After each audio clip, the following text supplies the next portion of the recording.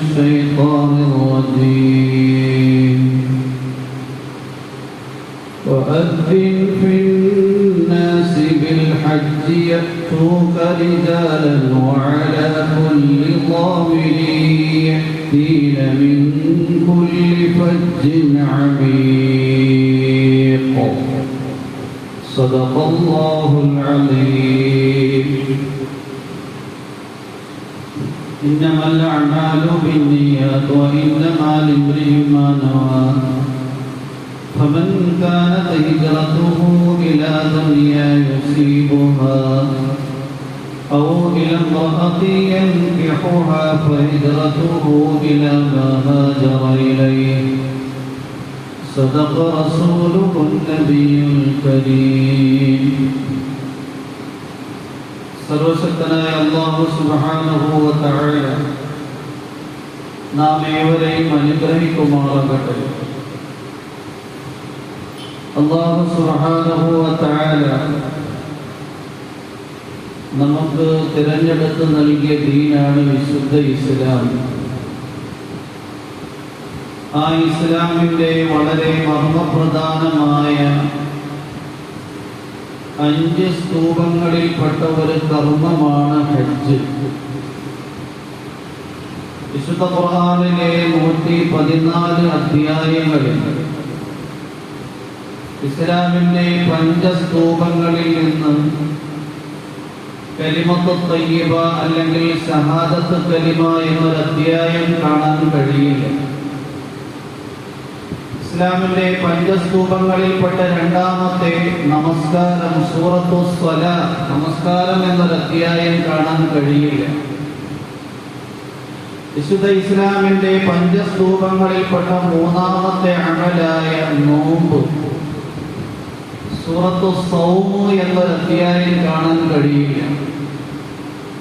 ഇസ്ലാമിന്റെ 5 സ്തൂപങ്ങളിൽപ്പെട്ട നാലാമത്തെ സകാത്ത്, സൂറത്ത് സകാത്ത് എന്നൊരു സൂറത്ത് അധ്യായവും കാണാൻ കഴിയില്ല. എന്നാൽ ഈ 4 വിഷയങ്ങളെ കുറിച്ച് ധാരാളം സൂറത്തുകളിൽ അല്ലാഹു പ്രതിപാദിച്ചിട്ടുണ്ട്. 5 സ്തൂപങ്ങളിൽപ്പെട്ട 5ാമത്തെ സ്തൂപമായ ഹജ്ജ്, സൂറത്തുൽ ഹജ്ജ് എന്നൊരു അധ്യായം വിശുദ്ധ ഖുർആനിലുണ്ട്. എന്തുകൊണ്ടാണ് സത്യവിശ്വാസികൾ ഹജ്ജിനെ കുറിച്ച് ബോധവാന്മാരാകാൻ വേണ്ടിയാണ്. ഹജ്ജ് എന്ന് പറഞ്ഞു കഴിഞ്ഞാൽ വളരെ ത്യാഗത്തോടെ സാഹസപ്പെട്ട് ചെയ്യേണ്ടുന്ന ഒരു അമലാണ്. സുദീർഘമായ യാത്രയുണ്ട്. ആ യാത്രയ്ക്ക് വേണ്ടുന്ന ഒരുക്ക സാധനങ്ങൾ അനിവാര്യമാണ്. ഇങ്ങനെ മനുഷ്യൻ ദിവസങ്ങളും മാസങ്ങളും എടുത്ത് വളരെ ത്യാഗത്തോടെ സമ്പത്തും ശരീരവും സമർപ്പിച്ചുകൊണ്ട് ചെയ്യേണ്ടുന്ന അമലാണ് ഹജ്ജ്. അതിനെക്കുറിച്ച് ബോധവാന്മാരാകാൻ വേണ്ടിയാണ് വിശുദ്ധ ഖുർആനിൽ അല്ലാഹു സുബ്ഹാനഹു വ തആല സൂറത്തുൽ ഹജ്ജ് എന്നൊരു അധ്യായം തന്നെ കൊണ്ടുവന്നിരിക്കുന്നത്. യഥാർത്ഥത്തിൽ ഹജ്ജ് എന്ന് പറഞ്ഞു കഴിഞ്ഞാൽ അൽ ഖസ്ദു ഇലൽ കഅബ എന്നാണ്. കഅബയെ ലക്ഷ്യം വെച്ചുകൊണ്ടുള്ള യാത്ര. ആ യാത്രയിൽ ഹജ്ജിന്റെ കൂട്ടത്തിൽ കഅബയുടെ സന്ദർശനം മാത്രമല്ല, മറ്റു കുറേ കർമ്മങ്ങൾ അനുബന്ധമായി നിർബന്ധമാകുന്നുണ്ട്. കഅബ എന്നാൽ അല്ലാഹുവിന്റെ ആരാധനയ്ക്ക് വേണ്ടി ലോകത്ത് ആദ്യമായി നിർമ്മിക്കപ്പെട്ട സ്ഥാപനമാണ്. വിശുദ്ധ ഖുർആനിൽ അല്ലാഹു സുബ്ഹാനഹു വ തആല യാഥാർത്ഥ്യം വളരെ കൃത്യമായി പ്രതിപാദിച്ചിട്ടുണ്ട്. إن أول بيت وضع للناس للذي ببكة مباركا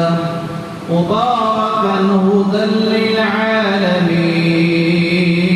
للعالمين فيه آيات بينات مقام إبراهيم ومن دخله كان آمنا ولله على الناس حج البيت من استطاع إليه سبيلا ومن كفر فإن الله غني عن العالمين إن أول بيت وضع للناس ജനങ്ങളുടെ ആരാധനയ്ക്ക് വേണ്ടി ആദ്യമായി നിർമ്മിക്കപ്പെട്ട നിർമ്മിക്കപ്പെട്ട ഗേഹം ലല്ലദീ ബിബക്കത മക്കയിലുള്ള വിശുദ്ധ കഅബയാണ്.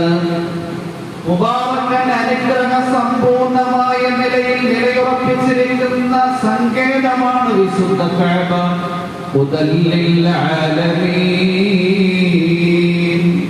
സർവലോകത്തിന്റെയും സന്മാർഗം നിശ്ചയിക്കപ്പെട്ടിരിക്കുന്ന ഇടമാണ് വിശുദ്ധ കഅബ. ഫീഹി ആയാതുൻ ബയ്യിനാതുൻ അവിടെ ധാരാളം ദൃഷ്ടാന്തങ്ങളുണ്ട്. വിശുദ്ധ കഅബയുടെ ഒരു മൂലയിലാണ് ഹജറുൽ അസ്വദ് ഉള്ളത്. അല്ലാഹുവിന്റെ അത്ഭുതകരമായ ഒരു ദൃഷ്ടാന്തം.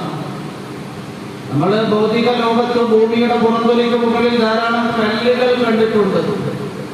എന്നാൽ ഹജറുൽ അസ്വദിന്റെ ആദ്യത്തെ മൂലയിൽ സ്ഥാപിച്ചിരിക്കുന്ന കല്ല് ഹജറുൽ അസ്വദ് സ്വർഗത്തിൽ നിന്ന് ഇറക്കപ്പെട്ട കല്ലാണ്. ഒരു അത്ഭുതകരമായ കല്ലാണ്.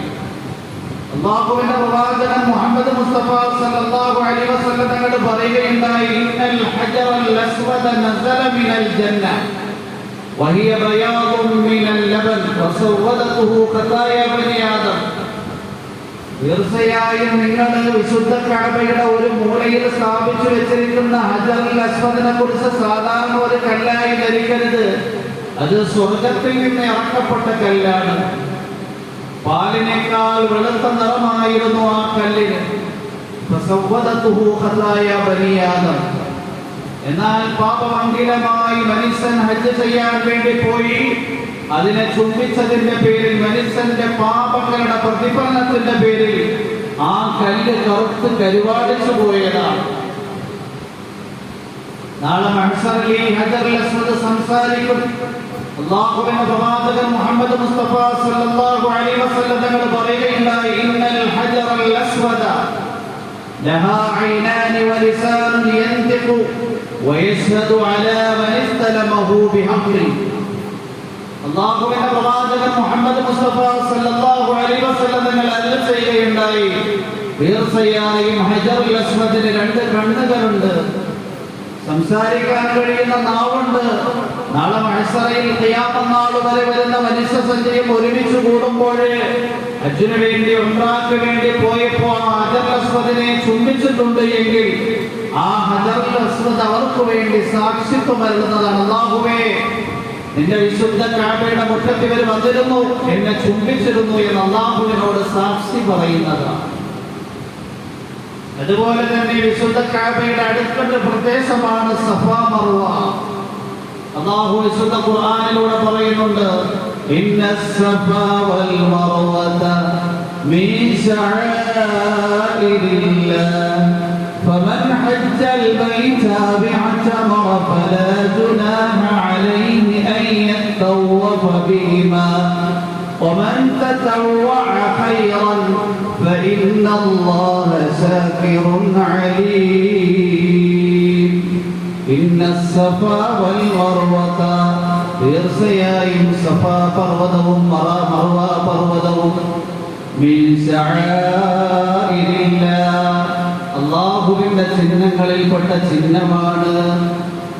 ഫമൻ ഹജ്ജൽ ബൈത ബിഅതമറ ഹജ്ജ് ചെയ്യുന്നവർക്കും ഉംറ ചെയ്യുന്നവർക്കും ആ സഫാ മർവയുടെ ഇടയിൽ നടക്കുന്നത് കൊണ്ട് കുഴപ്പമില്ല.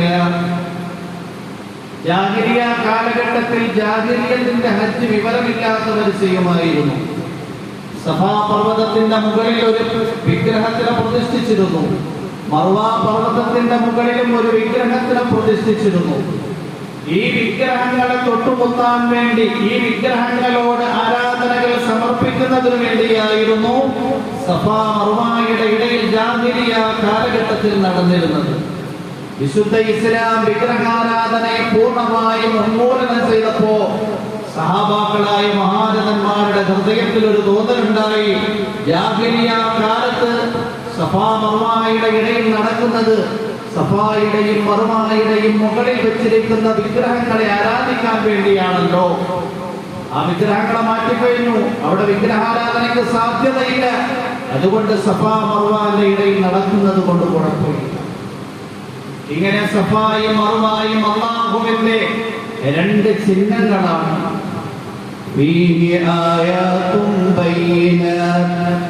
ആ വിശുദ്ധ കഅബയുടെ ഓരത്ത് ധാരാളം ദൃഷ്ടാന്തങ്ങളുണ്ട്. അല്ലാഹുവിന്റെ അസ്തിത്വത്തെ വിളിച്ചറിയിക്കുന്ന ധാരാളം തെളിവുകളുണ്ട്. മഖാമു ഇബ്രാഹീം, മഖാമെ ഇബ്രാഹീം എന്ന് പറയുന്നത് ആ ദൃഷ്ടാന്തങ്ങളിൽ വളരെ മർമ്മപ്രധാനമായതാണ്. ഹജ്ജിനു വേണ്ടിയും ഉംറയ്ക്ക് വേണ്ടിയും പോയവര് കഅബയെ തവാഫ് ചെയ്യുമ്പോൾ ഹജറുൽ അസ്വദ് കഴിഞ്ഞ് വിശുദ്ധ കഅബയുടെ കവാടമുണ്ട്. അതിന്റെ ഒരു ഭാഗത്തായി മഖാഫിൽ ഒരു കണ്ണാടി കൂട്ടിൽ ആ കല്ല് സൂക്ഷിച്ചിരിക്കുകയാണ് മഖാമെ ഇബ്രാഹീം. എന്തുകൊണ്ട് ആ കല്ല് അത്ഭുതം എന്ന് പറഞ്ഞ കല്ലിന് പ്രത്യേകിച്ച് അത്ഭുതമൊന്നുമില്ല. കാരണം ജാമിദാത്തുകളിൽപ്പെട്ടതാണ്. നിർജീവമായി ചലനശേഷി ഒന്നുമില്ലാത്ത ഒരു ഘടകമാണ് കല്ല് എന്നുള്ളത്. പിന്നെ എങ്ങനെ അല്ലാഹുവിന്റെ ദൃഷ്ടാന്തമായത്? ആ കല്ലിന്റെ മുകളിൽ കയറി നിന്നുകൊണ്ടാണ് അല്ലാഹു സുബ്ഹാനഹു വ തആലയുടെ നിർദ്ദേശപ്രകാരം ഇബ്രാഹിം നബി അലൈഹിസ്സലാം വിശുദ്ധ കഅബയുടെ പുനർനിർമ്മാണ പ്രക്രിയ നടത്തുന്നു. അല്ലാഹു സുബ്ഹാനഹു വ തആല ആദം നബി അലൈഹിസ്സലാമിന്റെ കൂട്ടത്തിൽ കഅബ ഇറക്കി കൊടുത്തു. നൂഹ് നബി അലൈഹിസ്സലാമിന്റെ കാലഘട്ടത്തിലുണ്ടായ പ്രളയത്തിൽ വിശുദ്ധ കഅബ ഉയർന്നുപോയി. പിന്നീട് വന്ന പ്രവാചകന്മാരൊക്കെ അതാത് രാജ്യങ്ങളിൽ നിന്നും പ്രദേശങ്ങളിൽ നിന്നും മക്കയിൽ പോയി ഹജ്ജ് ചെയ്യുമായിരുന്നു.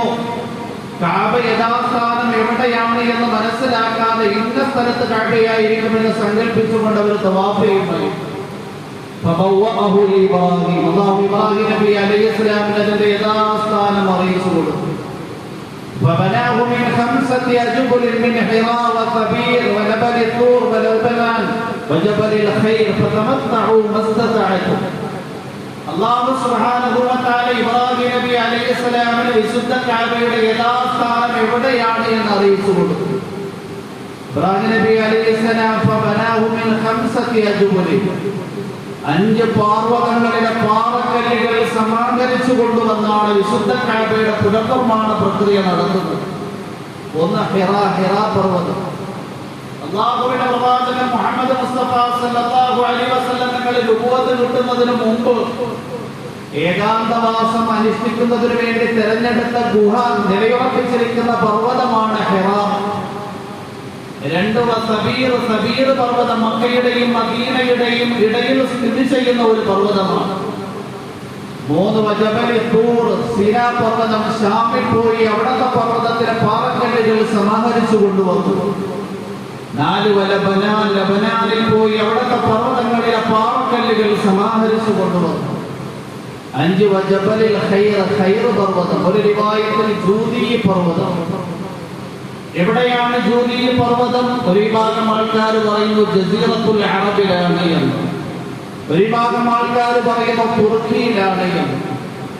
എന്താണെങ്കിലും ഇബ്രാഹിം നബി അലൈഹിസ്സലാം വളരെ സാഹസപ്പെട്ടുകൊണ്ടാണ് വിശുദ്ധ കഅബയുടെ പുനർനിർമ്മാണ പ്രക്രിയ നടത്തുന്നത്.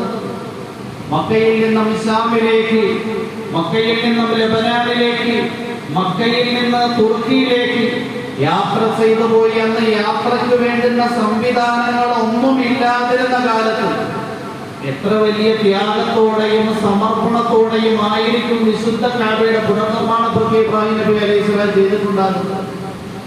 ഇബ്രാഹിം നബി അലൈഹിസ്സലാം കല്ലുകൾ സമാഹരിച്ചു. ആ കല്ലുകൾ അട്ടിയട്ടിയായി വെക്കണം, ഓരോന്നും വളരെ കൃത്യമായി വെക്കണം. വലതുഭാഗത്ത് വെക്കണം, ഇടതുഭാഗത്ത് വെക്കണം. ഇബ്രാഹിം നബി അലൈഹിസ്സലാമിനേക്കാൾ ഉയരം കൂടുമ്പോൾ ഉയരത്തിൽ കയറി കല്ല് വെക്കണം. ഈ സന്ദർഭത്തിൽ ഇബ്രാഹിം നബി അലൈഹിസ്സലാം ഒരു കല്ലിന്റെ മുകളിൽ കയറി നിന്നുകൊണ്ടാണ് പാറക്കല്ലുകൾ വെച്ചത്. ആ കല്ലിന്റെ പ്രത്യേകത എന്താണ്? വലതുഭാഗത്ത് ഇബ്രാഹിം നബി അലൈഹിസ്സലാമിന് കല്ല് വെക്കേണ്ടെന്ന് ആവശ്യം വരുമ്പോ ഇബ്രാഹിം നബി അലൈഹിസ്സലാമിന് വലതുഭാഗത്തോട്ട് നടന്നു പോകേണ്ടെന്ന് ആവശ്യമില്ല. പാറക്കല്ല് എടുത്തിട്ട് ആ കല്ലിന്റെ മുകളിൽ നിൽക്കുമ്പോ ഇബ്രാഹിം നബി അലൈഹിസ്സലാമിന്റെ ഉദ്ദേശം മനസ്സിലാക്കിക്കൊണ്ട് ആ കല്ല് വലതുഭാഗത്തോട്ട് നീങ്ങുമായിരുന്നു. ഇബ്രാഹിം നബി അലൈഹിസ്സലാമിന് ഇടതുഭാഗത്ത് കല്ല് വെക്കേണ്ടെന്ന് ആവശ്യം വരുമ്പോ കല്ലുമെടുത്ത് ഇടതുഭാഗത്തേക്ക് നടന്നു പോകേണ്ടെന്ന് ആവശ്യം വരുമായിരുന്നില്ല. ആ കല്ല് ഇബ്രാഹിം നബി അലൈഹിസ്സലാമുമായി ഇടതുഭാഗത്തേക്ക് നീങ്ങുമായിരുന്നു. മുകളിൽ കല്ല് വെക്കേണ്ടെന്ന് ആവശ്യം വരുമ്പോ ഇബ്രാഹിം നബി അലൈഹിസ്സലാമുമായി ലിഫ്റ്റ് പോലെ ആ കല്ല് ഉയരുമായിരുന്നു. ഇങ്ങനെ ഇബ്രാഹിം നബി അലൈഹിസ്സലാമിന് വലതു ഭാഗത്തേക്കും ഇടതു ഭാഗത്തേക്കും മുകളിലേക്കും കൊണ്ടുപോയ ആ കല്ല് അല്ലാഹു അതിന് നൽകിയ അത്ഭുത സിദ്ധിയാണ്. അതുകൊണ്ട് ആ ഖുർആനിൽ പറഞ്ഞത് മഖാമു ഇബ്രാഹിം, ഇബ്രാഹിം നബി അലൈഹിസ്സലാം ഏതൊരു കല്ലിന്റെ മുകളിൽ കയറി നിന്ന് വിശുദ്ധ കഅബയുടെ പുനർനിർമ്മാണ പ്രക്രിയ നടത്തിയോ ആ കല്ല് അല്ലാഹുവിന്റെ ദൃഷ്ടാന്തങ്ങളിൽ പെട്ടതാണ്. അല്ലാഹുവിന്റെ പ്രവാചകൻ പറയുന്നു, ഇന്നൽ ഹജറ വൽ മഖാമ യാഖൂതതാനി മിൻ യാഖൂതിൽ ജന്ന. തീർച്ചയായും ഹജറുൽ അസ്വദും മഖാമെ ഇബ്രാഹിം എന്ന് പറയുന്ന കല്ലും സ്വർഗത്തിന്റെ രണ്ട് മാണിക്യങ്ങളിൽ പെട്ട മാണിക്യമാണ്. വെറുതെ എന്ന അത്ഭുതം, വെറുതെ എന്ന ദൃഷ്ടാന്തമായതല്ല. മഖാമു ഇബ്രാഹിം വമൻ ദഖലഹു കാന ആമിന. ഏതൊരാൾ വിശുദ്ധ കഅബയുടെ ഉള്ളിൽ പ്രവേശിച്ചുവോ അവന് നിർഭയത്വം കിട്ടി. വലില്ലാഹി അലന്നാസി ഹിജ്ജുൽ ബൈതി മൻ ഇസ്തതഅ ഇലൈഹി സബീലാ. അല്ലാഹു ഹജ്ജിനെ നിർബന്ധമാക്കിയിരിക്കുകയാണ് ഒരു ചില ജനങ്ങളുടെ മേൽ. ആ കഅബയിലേക്ക് യാത്ര ചെയ്ത് എത്താൻ കഴിയുന്നവർക്കൊക്കെ അവിടെ എത്തി ഹജ്ജ് ചെയ്യൽ നിർബന്ധമാക്കിയിരിക്കുകയാണ്. അവിടെ എത്തി ഹജ്ജ് ചെയ്യാൻ സാമ്പത്തികമായ ശേഷിയുള്ളവർ അവിടെ എത്തി ഹജ്ജ് ചെയ്യണം. ومن كفر فإن الله غني عن العالمين. ആരെങ്കിലും അതിനെ നിഷേധിക്കുന്നു എങ്കിൽ, ആരെങ്കിലും പടച്ചവന്റെ നിർദ്ദേശം പാലിച്ചുകൊണ്ടത് പാലിക്കാതെ അവനോട് നന്ദികേട് കാണിക്കുന്നു എങ്കിൽ അല്ലാഹു ലോകത്തിൽ നിന്ന് നിരാശ്രയനാണ്. നിങ്ങളുടെ ഹജ്ജിന്റെ ആവശ്യം അല്ലാഹ്ക്കില്ല, നിങ്ങളുടെ ഉംറയുടെ ആവശ്യം അല്ലാഹ്ക്കില്ല. മക്കയിലേക്ക് യാത്ര ചെയ്യാൻ നിങ്ങളുടെ സമ്പത്ത് ചെലവഴിക്കേണ്ടുന്ന ആവശ്യവും പടച്ചവനില്ല. പടച്ചവനിൽ മൊത്തം നിരാശ്രയം. അതുകൊണ്ട് ഹജ്ജ് നിർബന്ധമായ ആൾക്കാരെ ഹജ്ജിന് വേണ്ടി പുറപ്പെടണം, ഹജ്ജ് ചെയ്യണം. ഇബ്രാഹിം നബി അലൈഹിസ്സലാമിനെ കൊണ്ട് വിശുദ്ധ കഅബയുടെ പുനർനിർമ്മാണ പ്രക്രിയ നടത്തി കഴിഞ്ഞപ്പോ അല്ലാഹു സുബ്ഹാനഹു വ തആല ഇബ്രാഹിം നബി അലൈഹിസ്സലാമിനോട് പറഞ്ഞു, ഹജ്ജിന്റെ വിളംബരം ചെയ്യുക. വഅദ്ദിൻ ഫിന്നാസി ബിൽ ഹജ്ജ് യഅതൂക റിജാലൻ വഅലാ കുല്ലി ളാമിരി യഅതീന മിൻ കുല്ലി ഫജ്ജിൻ അമീഖ. വഅദ്ദിൻ ഫിന്നാസി ബിൽ ഹജ്ജ്. ഏ ഇബ്രാഹീമേ, ജനങ്ങളോട് നിങ്ങൾ ഹജ്ജിന്റെ വിളംബരം ചെയ്യണം. മുഴുവൻ ജനങ്ങളെയും ലക്ഷ്യമാക്കിക്കൊണ്ട് നിങ്ങൾ ഹജ്ജിന് വിളിക്കണം. ഇബ്രാഹിം നബി അലൈഹിസ്സലാമിനോട് അല്ലാഹു സുബ്ഹാനഹു വ തആല ഈ നിർദ്ദേശം നൽകുമ്പോൾ അവിടെ ഇബ്രാഹിം നബി അലൈഹിസ്സലാമയും മകൻ ഇസ്മായിൽ അലൈഹിസ്സലാമയും ഭാര്യ ഹാജറ ബീവിയും അവരുടെ ചെറിയ ഒരു ചെറു കുടുംബമേ ഉള്ളൂ. കേൾക്കാൻ ഒരു സംവിധാനങ്ങളുമില്ല. പക്ഷേ പടച്ചവനാന്ന് ഏതെല്ലാം റൂളുകളുണ്ടോ ആ റൂളുകളിൽ നിന്ന് കേട്ടവര് മറുപടി കൊടുത്ത ആൾക്കാരൊക്കെ അവിടെ. وأذن في الناس بالحج يأتوك رجالا وعلى كل ضامر. ജനങ്ങൾ കാൽനടയായി മെലിഞ്ഞ ഒട്ടകപ്പുറത്ത് യാത്ര ചെയ്തുകൊണ്ട് മലമ്പാതകൾ ചവിട്ടി മതിച്ചുകൊണ്ട് വിശുദ്ധ കഅബയിലേക്കെത്തും. يأتوك رجالا وعلى كل ضامر يأتين من كل فج عميق. ഇന്നാണെങ്കിൽ യാത്രാ സൗകര്യങ്ങളുണ്ട്. ഇന്ന് അന്തരീക്ഷത്തിലൂടെ പറക്കുന്ന വിമാനങ്ങളുണ്ട്, റോക്കറ്റുകളുണ്ട്. എന്നാൽ വിശുദ്ധ ഖുർആൻ അവതരിക്കുന്ന സന്ദർഭത്തിൽ യാത്രയ്ക്ക് വേണ്ടി ഉണ്ടായിരുന്നത് ഒട്ടകമായിരുന്നു. എന്നാൽ ഇന്ന് യാത്രയ്ക്കുള്ള സൗകര്യങ്ങളുണ്ട്. അതുകൊണ്ട് നമ്മൾ ഓരോരുത്തരും ആ സൗകര്യങ്ങൾ ഉപയോഗപ്പെടുത്തിക്കൊണ്ട് ഹജ്ജ് ചെയ്യണം. ഹൃദയത്തിൽ ഹജ്ജ് ചെയ്യാൻ ആഗ്രഹമുണ്ട് എങ്കിൽ, ശരിയായ നിയത്താണെങ്കിൽ പടച്ചവൻ ഹജ്ജിന് വേണ്ടി എത്തും.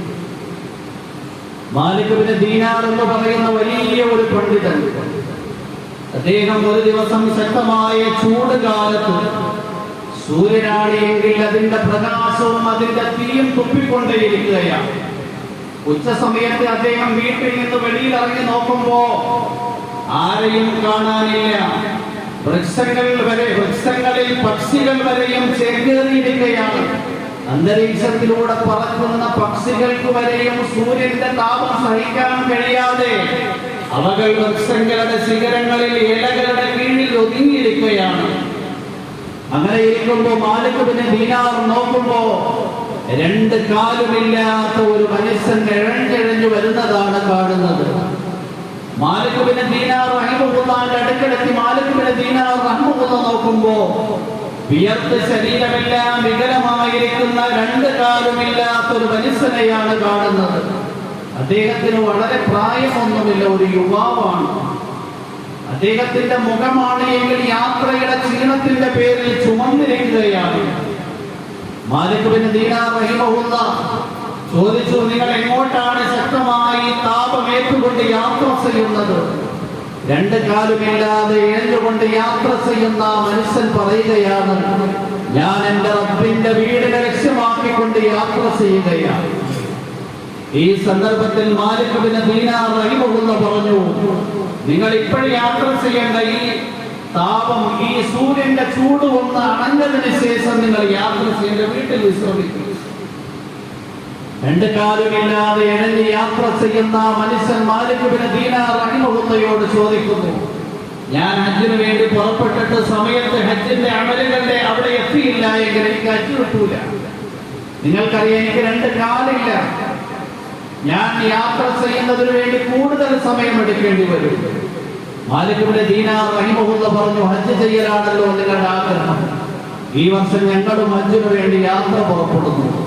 ഞങ്ങളുടെ വാഹനത്തിൽ നിങ്ങളെ യാത്ര ചെയ്ത് അവിടെ എത്തിക്കാം. ആ രണ്ട് കാലുമില്ലാത്ത ഇയാള് പറഞ്ഞു, ഞാൻ എന്റെ ഹൃദയത്തിൽ എന്റെ പടച്ചവനുമായുള്ള പ്രേമം സ്ഥാപിച്ചു വെച്ചിരിക്കുകയാണ്. അവന് വേണ്ടി എല്ലാം സമർപ്പിക്കാൻ വേണ്ടി ഞാൻ സന്നദ്ധനായിരിക്കുകയാണ്. അതുകൊണ്ട് ഞാൻ എന്റെ ശരീരത്തിന് പൂർണ്ണമായിട്ടും അല്ലാഹുവിന് വേണ്ടി സമർപ്പിക്കാൻ പുറപ്പെടുകയാണ്. അതുകൊണ്ട് ഒരിക്കലും ഞാൻ വാഹനത്തിൽ യാത്ര ചെയ്യാൻ ആഗ്രഹിക്കുന്നു. എന്താണ് എങ്കിലും രണ്ട് കാലുമില്ലാത്ത ആ മനുഷ്യൻ ഇഴഞ്ഞിഴഞ്ഞ് വിശുദ്ധ കഅബയിലേക്ക് നടന്നു നീങ്ങുന്നതാണ് മാലിക് ബിൻ ദീനാർ കാണുന്നത്. മാസങ്ങൾ പലതും കഴിഞ്ഞു. ഹജ്ജിന്റെ സീസൺ ആയപ്പോ മാലിക് ബിൻ ദീനാർ റഹിമഹുല്ലാഹയും പരിവാരങ്ങളും യാത്രയ്ക്ക് വേണ്ടി ഹജ്ജിന് വേണ്ടി യാത്ര ചെയ്തു.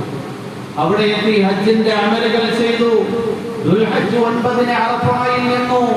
ദുൽഹജ്ജ് 9 കഴിഞ്ഞിട്ടുള്ള രാത്രിയിൽ മുസ്ദലിഫയിൽ രാപാർത്തു. ദുൽഹജ്ജ് 10 ജംറത്തുൽ അഖബയിൽ ഇറങ്ങി കഴിഞ്ഞപ്പോൾ ജംറത്തുൽ അഖബയുടെ ഒരു ഭാഗത്ത് ജനങ്ങളുടെ ഒരു സംഗമം കാണാനിടയായി. മാലിക് ബിൻ ദീനാർ റഹിമഹുല്ലാഹ് ചോദിക്കുകയുണ്ടായി, എന്തിനു വേണ്ടിയാണ് ഇത്രയും ജനങ്ങളോട് സമ്മേളിച്ചിരിക്കുന്നത്? അദ്ദേഹത്തിനോട് പറഞ്ഞു, ഏതോ അല്ലാഹുവിനെ സ്നേഹിക്കുമെന്ന ഒരു ദാസൻ അല്ലാഹുവിനോട് ദുആയിരക്കുകയാണ്. ജനങ്ങളെല്ലാവരും ആഗ്രഹത്തോടെ അദ്ദേഹത്തിന്റെ ദുആക്ക് ആമീൻ പറയാൻ വേണ്ടിയാണ് ഇത്രയും വലിയൊരു സംഗമം നിങ്ങൾ കാണുന്നത്. മാലിക് ബിൻ ദീനാർ റഹിമഹുല്ലാഹ് പറഞ്ഞു, എനിക്കും അയാളെ ഒന്ന് കാണണം.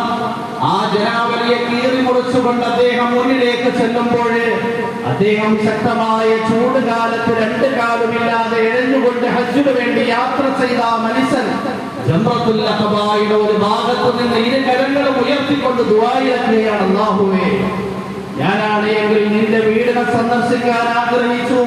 നിന്റെ കഅബയെ ഞാൻ സന്ദർശിച്ചു. ഹജ്ജിന്റെ അമലുകളിൽപ്പെട്ട അറഫയുടെ നൃത്തം കഴിഞ്ഞു, മുസ്ദലിഫയുടെ രാപാർക്കലും കഴിഞ്ഞു, ജംറയിലെ എറിയലും കഴിഞ്ഞു. ജനങ്ങളെല്ലാവരും നിനക്ക് വേണ്ടി മൃഗങ്ങളെ അറുക്ക് തരാനുള്ള വെമ്പറിൽ പുറയിലാണുള്ളത്. അല്ലാഹുവേ, എനിക്കാണെങ്കിൽ നിനക്ക് വേണ്ടി ഒന്നല്ല 10 ആയിരക്കണക്കിന് ഒട്ടകങ്ങളെ ഖുർബാൻ നൽകാനുള്ള ആഗ്രഹമുണ്ട്. പക്ഷേ എനിക്ക് ഹജ്ജിന് വേണ്ടി എത്താനുള്ള സാമ്പത്തിക ശേഷി പോലും ഇല്ലാതിരുന്നു. ഞാൻ ഇഴഞ്ഞിഴഞ്ഞാണ് നിന്റെ വീട്ടിലേക്ക് വന്നിരിക്കുന്നത്. അതുകൊണ്ട് ഖുർബാൻ കൊടുക്കാനുള്ള പൈസ എന്റെ കൈവശമില്ല അല്ലാഹുവേ. അതുകൊണ്ട് നീ എന്റെ ജീവനെ തന്നെ ഖുർബാനായി നീ സ്വീകരിക്കണമേ എന്ന് പറഞ്ഞുകൊണ്ട് ആ മനുഷ്യൻ ഒരു നീർശ്വാസം വിട്ടു.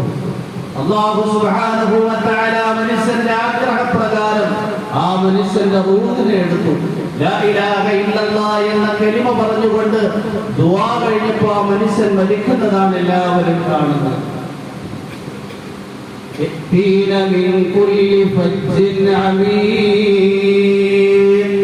ഇബ്രാഹിം നബി അലൈഹിസ്സലാമിന്റെ വിളിക്ക് കാലില്ലാത്തയാൾ ഉത്തരം നൽകിയിട്ടുണ്ട്, സാമ്പത്തിക ശേഷിയില്ലാത്തവർ ഉത്തരം നൽകിയിട്ടുണ്ട്, സാമ്പത്തിക ശേഷിയുള്ളവർ ഉത്തരം നൽകിയിട്ടുണ്ട്. ആരെല്ലാം ഉത്തരം നൽകിയിട്ടുണ്ടോ അവരെല്ലാവരും വിശുദ്ധ കഅബയിലെത്തും.